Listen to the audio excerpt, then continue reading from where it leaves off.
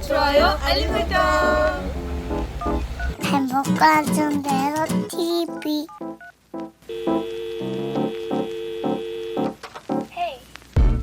이제 고난이 어떻게 올 수 있는지에 대해서 알아봤으니 다음 단계로 가야죠. 이렇게 고난과 어려움에 처하게 되었을 때 내가 취해야 하는 행동들이 있는데요. 이 행동에서 정말 중요한 것이 3가지 정도 있는 것 같습니다.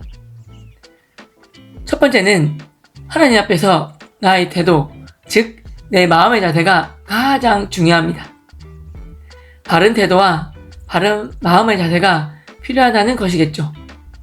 두 번째는 이 고난과 어려움이 나에게 반드시 유익이 있다는 사실을 믿는 것입니다. 즉, 이 고난이, 이 어려움이, 이 고통이 위장된 축복임을 믿어야 합니다. 고난은 내게 위장된 축복입니다. 마지막 3번째는 성경에 나보다 비교할 수 없을 만큼 훨씬 더 큰 어려움에 처했던 인물들을 살펴보는 것입니다. 그들이 그 위기 상황을 어떻게 극복하고 승리했는지 보면서 배우고 그대로 따라하는 것입니다. 그때 하나님이 어떻게 개입하셨는지, 하나님이 어떻게 돌봐 주셨는지, 하나님이 그들을 위해 준비하신 것은 무엇인지를 봅니다. 이것을 통해 하나님의 은혜와 따뜻함과 자비와 인자하심을 또 깨닫게 됩니다. 그의 돌보심과 긍휼을, 베푸심과 인도하심을 느끼며 맛보게 됩니다. 하나씩 풀어서 말씀드리겠습니다. 하나님 앞에서 나의 태도, 즉 내 마음의 자세가 가장 중요하다고 말씀드렸는데요. 이건 정말 나의 선택의 문제입니다. 하나님께서 고난에 대한 나의 자세와 태도를 보시고 충분하다고 하시면 바로 짧게 통과할 수 있는 것이고요. 반대로 원망, 불평이 나오고 될 대로 되라 라는 식이면 아주 오랜 시간 동안 고통받게 되겠죠. 다음으로 말씀드리고 싶은 것은 고난을 통한 유익이 내게 분명히 있다는 사실입니다. 첫 번째 유익은 고난이 나를 돌아보게 한다는 것입니다. 나를 돌아보며 반성하고 회개할 수 있는 시간이 주어진다는 것이고요. 두 번째는 죄를 멀리하게 된다는 것입니다.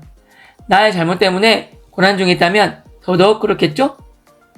세 번째는 고난 속에서 사람이 겸손하게 됩니다. 잠언 22장 4절 말씀, 겸손과 여호와를 경외함의 보상은 재물과 영광과 생명이니라. 겸손하고 하나님을 경외하면 그 결과가 재물과 영광과 생명이래요. 우와, 좋은 것은 다 있다, 그죠? 또 베드로전서 5장 6절 말씀, 그러므로 하나님의 능하신 손 아래에서 겸손하라. 때가 되면 너희를 높이시리라. 여러분, 이 고난을 통해서 겸손을 배우게 된다고 합니다. 왜냐하면 하나님이 우리를 때가 되었을 때 높이시기 위해서래요. 네 번째는 하나님이 날 도우심을 경험하게 됩니다. 기독교는 체험의 종교입니다. 고난을 당할 때 정말 감사한 것은 뭐냐면 다음과 같은 약속의 말씀이 있다는 사실입니다. 우리가 할 일은 이 약속의 말씀을 붙잡고 기도하는 것밖에 없습니다. 이렇게 약속의 말씀을 붙잡고 그대로 믿고 기도하면 하나님이 날 직접 도우시는 경험을 하게 됩니다. 이런 체험이 쌓이면서 나의 믿음의 내공도 쌓이고 신앙이 굳건해지는 것입니다. 이제 어떤 놀라운 약속의 말씀들이 있는지 한번 보면요. 첫 번째는 내가 감당하지 못할 시험당함을 허락하지 아니하신다는 말씀, 고린도전서 10장 13절 말씀입니다. 사람이 감당할 시험 밖에는 너희가 당한 것이 없나니 오직 하나님 미쁘사 너희가 감당하지 못할 시험당함을 허락하지 아니하시고 시험당할 즈음에 또한 피할 길을 내사 너희로 능히 감당하게 하시느니라. 고난당하게 됐을 때 무조건 이 말씀 첫 번째로 꽉 붙잡아야 합니다. 내가 감당할 시험 밖에는 내가 당한 것이 없대요. 내가 감당하지 못할 시험당함을 허락하지 아니하신대요. 시험당할 즈음에 또한 피할 길을 내신대요. 그래서 나로 능히 감당하게 하신대요. 이 말씀을 진짜 말씀 그대로 믿어야 합니다. 왜냐하면 말씀은 미쁘시대요. 즉 하나님이야말로 믿을 수 있는 분이시니까. 하나님이야말로 신뢰할 수 있는 분이시니까. 하나님이야말로 가장 믿음직스러운 분이시기 때문입니다.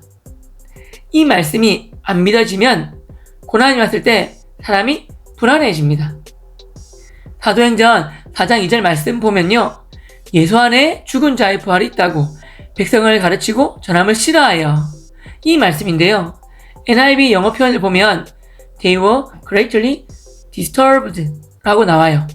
disturb 라는 뜻이 방해하다 라는 뜻이 있는데 또 다른 뜻으로 불안하게 만들다 라는 뜻도 있습니다. 그러니까 They were greatly disturbed 라는 뜻은 그들은 몹시 매우 불안해했다 라는 뜻입니다. 우리 마음의 상태는 두 가지밖에 없대요. 마귀가 하나님 말씀을 신뢰하는 나를 disturbed, 불안해하든지 아니면 하나님 말씀을 신뢰하지 못하는 내가 마귀를 disturbed, 불안해하든지 딱 이 두 가지밖에 없다는 것입니다. 다음은 고난이 내게 유익이라는 말씀 시편 119편 71절 말씀입니다. 고난 당한 것이 내게 유익이라. 이로 말미암아 내가 주의 율례들을 배우게 되었나이다. 여기 분명히 고난 당한 것이 내게 유익이라고 나와요. 이 고난으로 말미암아 내가 주의 율례를 즉 주의 말씀과 주의 뜻하심을 배우게 되었다고 합니다. 다음은 환난이 인내, 연단, 소망까지 간다는 말씀 로마서 5장 3절 4절 말씀입니다. 다만 이뿐 아니라 우리가 환난 중에도 즐거워하나니 이는 환난은 인내를, 인내는 연단을, 연단은 소망을 이루는 줄 알미로다. 아멘. 어떻게 해서 고난이 유익이 되는지 단계를 자세히 풀이해 주는 말씀인데요. 환난이 인내를 하게 하고 이 인내가 연단되게 하고 결국은 이 연단이 소망까지 이루게 한다는 말씀입니다.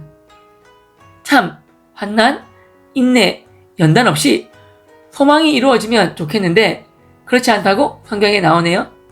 이런 거 없이 소망만 이루어지면 사람이 하나님에 대한 고마움도 모르고 교만해지기 때문 아닐까요?